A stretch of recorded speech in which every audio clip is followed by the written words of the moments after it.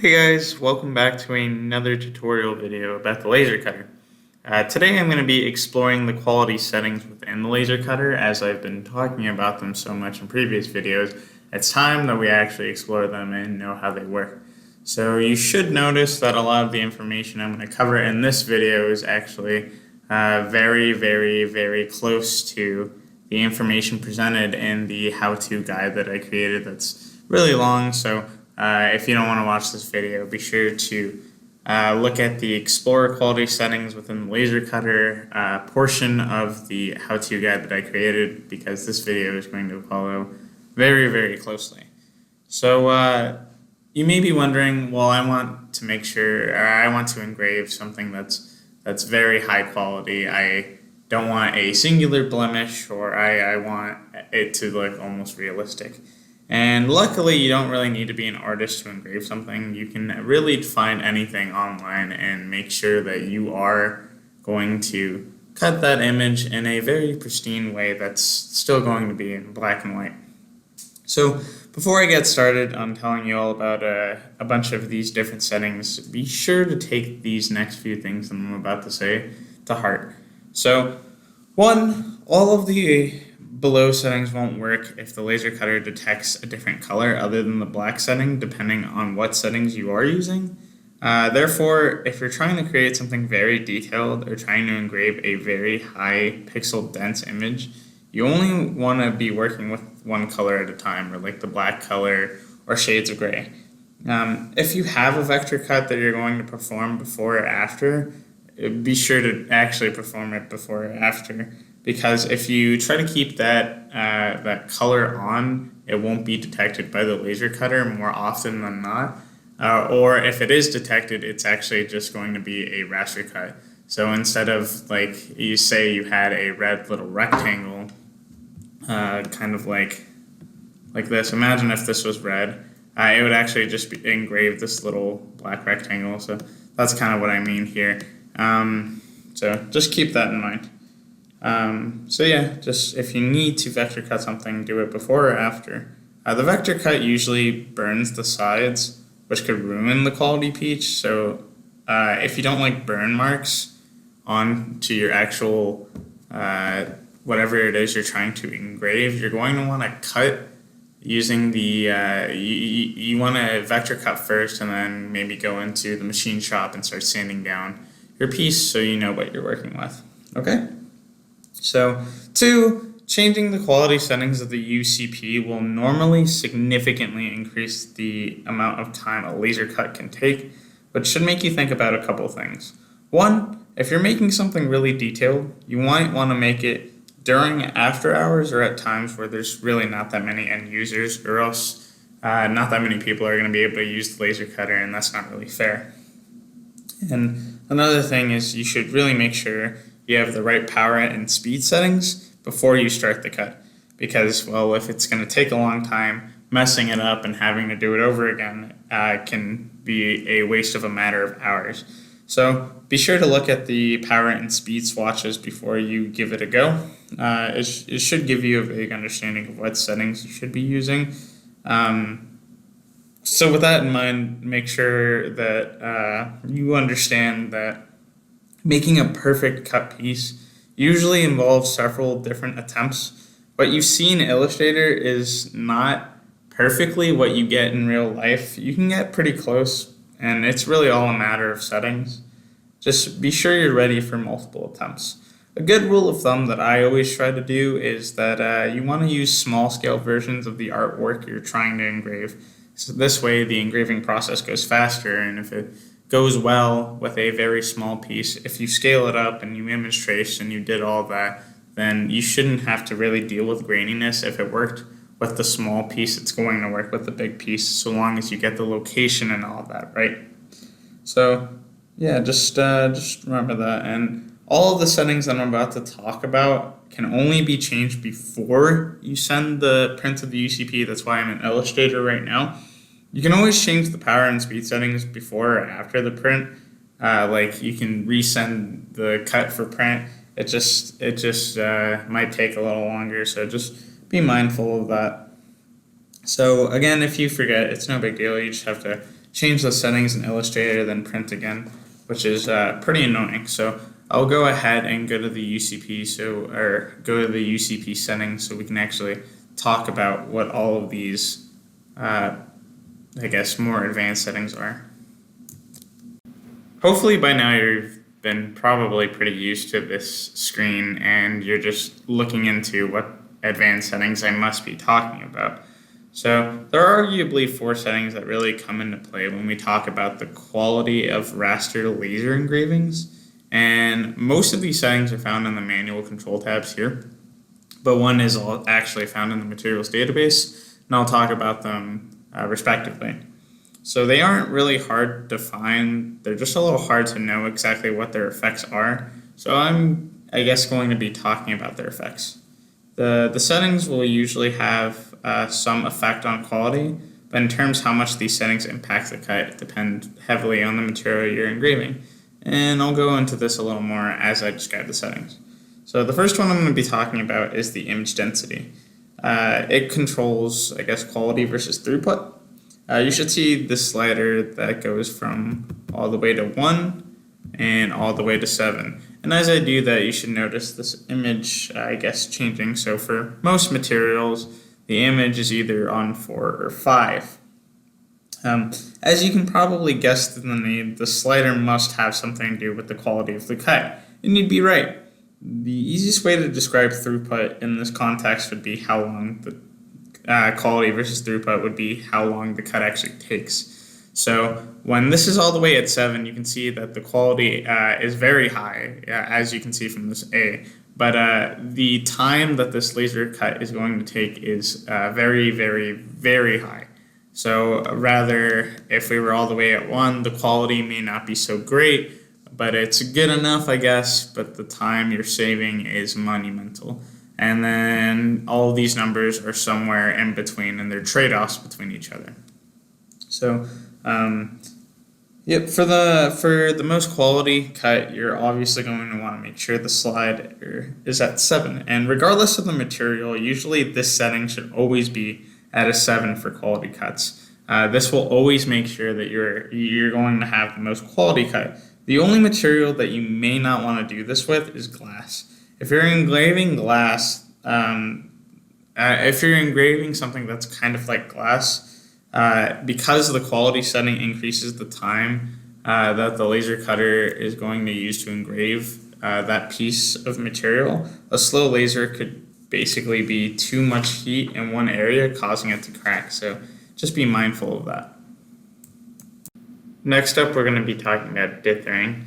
Dithering is a little hard to explain, but it's basically intentionally applied noise to an image, usually used to reduce the amount of color in a picture.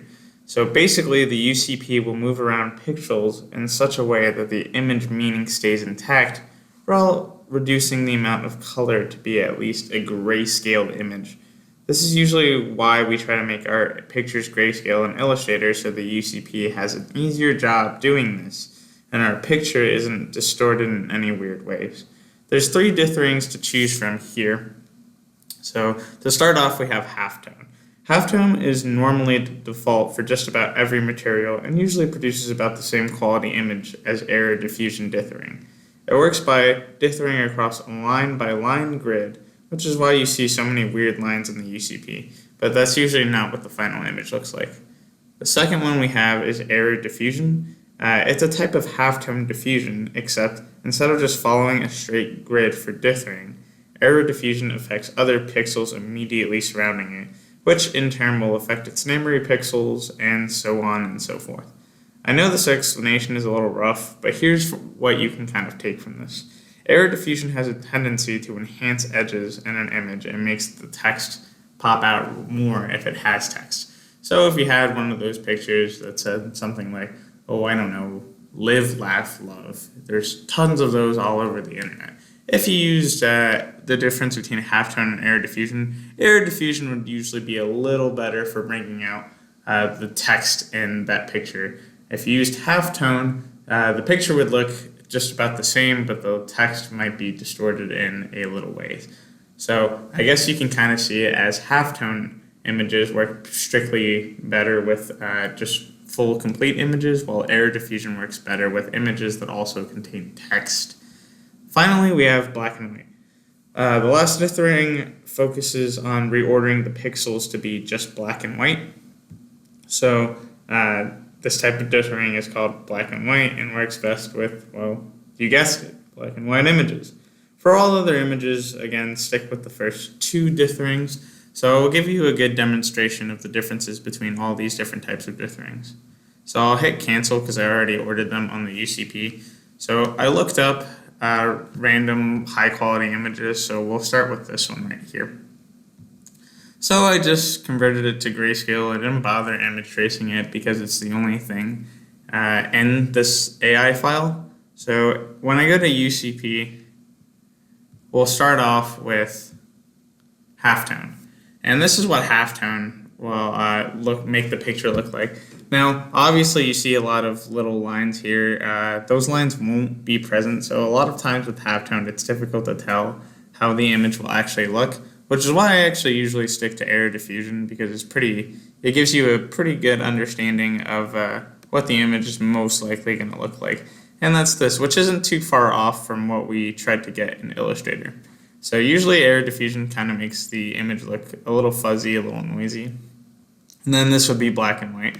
As you can see, because the image wasn't black and white, the image is a little harder to see, so I usually tend to stay away from it, unless I'm actually just using a pure black and white image, like anything to do with text or something like that.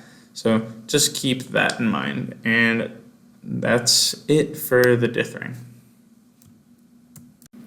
Finally, once we go back to the UCP settings, we'll have the last thing that's an advanced setting in the manual control panel.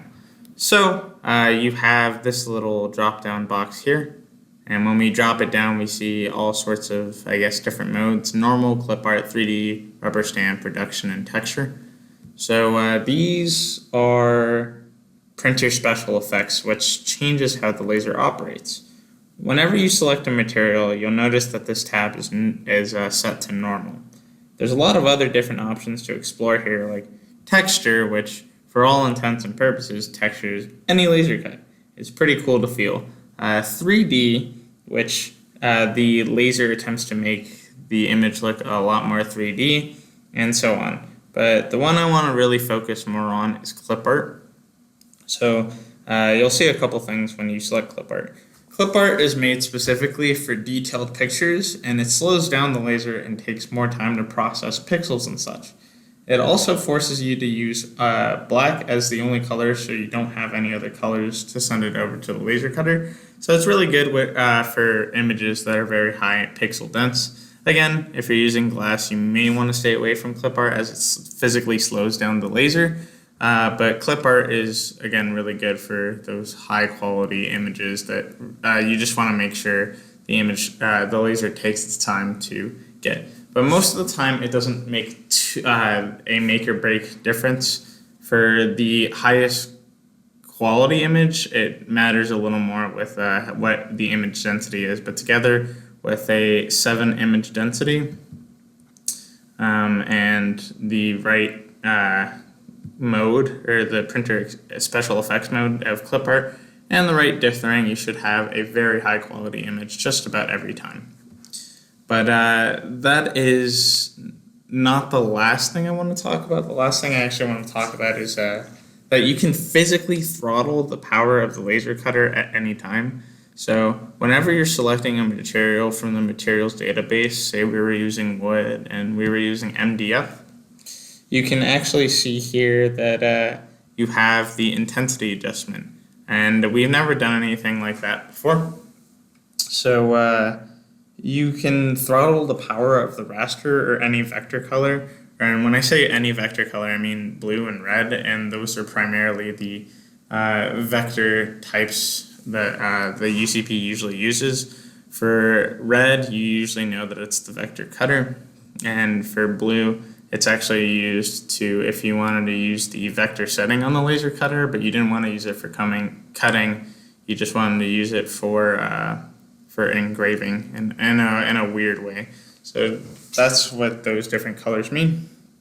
So This throttling is different from messing with the power and speed. It's independent.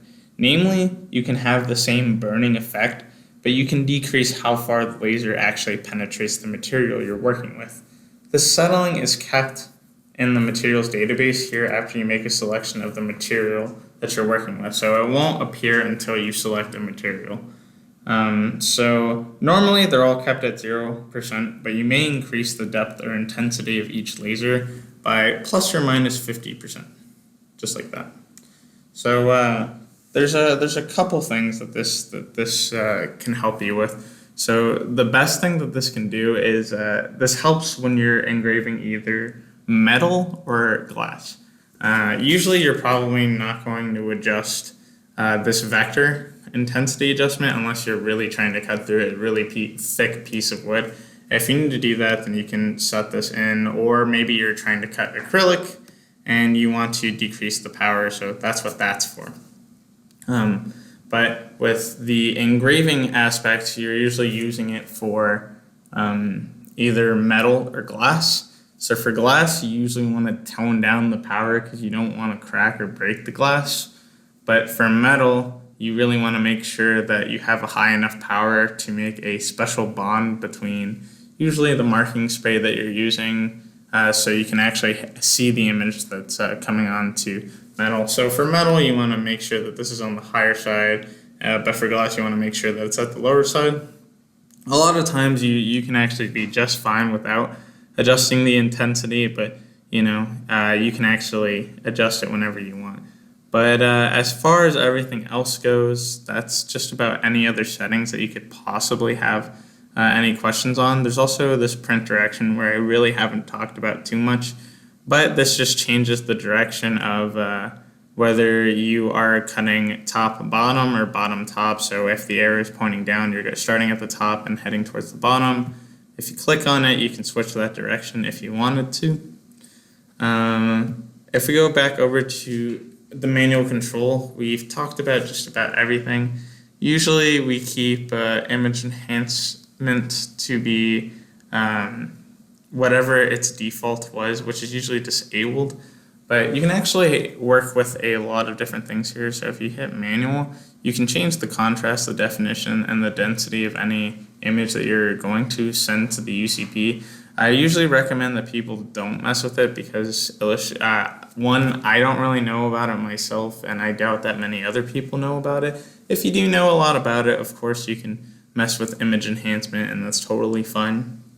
But just remember, Illustrator kind of does all those things for you if you're using it correctly, so there's no point to really using it. That's about everything I have to talk about in this video. Thanks for you guys for watching. If you have any other recommendations or things you want me to talk about, please let me know.